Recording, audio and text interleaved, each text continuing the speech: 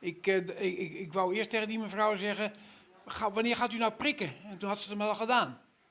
Dus dan snapt u wel dat dat totaal ongevoelig is. Dit is de 84-jarige Peter van der Wiel uit Kolm. Hij is de eerste inwoner van Friesland die de boostervaccinatie voor 80-plussers kregen had. Dat badde vretemorgen in de nagelnaaie priklocatie in de Sielsberg in Dokkum. Nieuwe vaccinatielocatie en inderdaad sneller als gepland. We hebben alles op alles gezet om hier zo snel mogelijk open te kunnen gaan.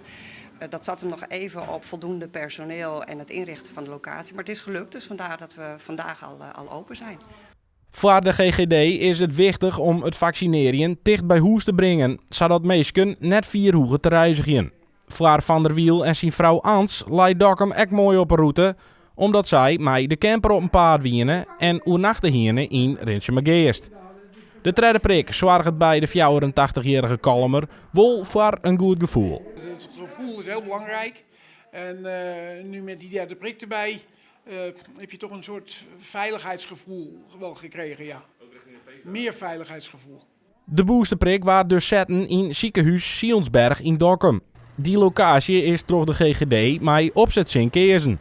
Het is tweeledig. Hier was ruimte beschikbaar om hier in ieder geval een kleine locatie te openen. En wij zien het ook zeker als meerwaarde om het in een ziekenhuis te doen. Omdat hier, als mensen komen bijvoorbeeld voor een afspraak op de polykliniek en nog niet gevaccineerd zijn of daar vragen over hebben, dat ze ook hier meteen in hetzelfde ziekenhuis hier terecht kunnen om hun vragen te stellen aan de arts van de vaccinatielocatie.